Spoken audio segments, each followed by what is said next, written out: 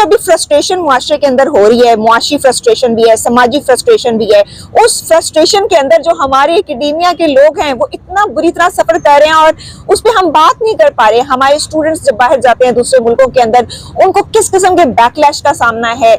हम अगर खुद मैं अपनी बात करूं, कॉन्फ्रेंसेस पे जाती हूँ, हम तो सबसे पहले वो पूछते हैं हाँ इमरान खान का क्या बन रहा है, किस तरीके से क्या चीज हो रही है, सियासी निजाम कैसे चल रहा है। और यहाँ एकेडमिक फ्लोर्स की बात करिए, एकेडमिक फ्लोर पे ये बातें हो रही हैं। इसके साथ साथ हमारे जो स्टूडेंट्स जब बाहर जाते हैं कोई उनको ट्रस्ट नहीं करना चाहता, फैकल्टी के साथ कोलैबोरेशन जो है उसमें सीरियस डिप्स आ रहे हैं। ये सारे वो मसाइल हैं जो सियासी माहौल के खराब होने से मुआशरे के ऊपर पड़ते हैं और एकेडेमिया भी इससे बाहर नहीं है। जी डॉक्टर फारूक, बिल्कुल आपने सही कहा। देखिए अब एक जो शोबा है वो उसके ऊपर तो इफेक्ट नहीं होगा, फिर सब पे होगा। बिल्कुल, एकेडेमिया भी एक शोबा है, बिल्कुल, और बहुत आम शोबा है, बिल्कुल। लेकिन इससे ये, जैसे मैंने पहले भी कहा था कि इस तरह फिर माशरे नीचे जाना शुरू कर देते हैं, टूट फूट का शिकार हो जाते हैं, ठीक है, और उसमें बेचैनी फैलती है, और फिर खुदा ना खास्ता उसके अंजाम जो है वो काफी नहीं होता।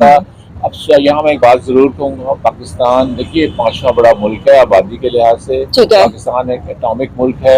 पाकिस्तान की आबादी जो है वो बहुत वाइब्रेंट है। अदरवाइज हमारे जो नौजवान है, बिल्कुल आबादी का बहुत बड़ा हिस्सा यंग पॉपुलेशन के ऊपर तो ये सारी चीजें आप देखें, और फिर भी आप अगर वो उसके जो फिगर्स देखें जिसमें आप नीचे जा रहे हैं, हर शोबे में नीचे जा रहे हैं बैनुल-अक़वामी सतह पे तौर पे, तो फिर हम यही कह सकते हैं कि बहुत बड़ी बदकिस्मती है, बहुत ही बुरे हालात हैं। लेकिन अल्लाह करेगा आगे चल के लोग जागेंगे, अवाम जागेंगे, और अदारे जो हैं वो सही होना शुरू करेंगे। कब होंगे ये हम अभी कुछ नहीं कह सकते।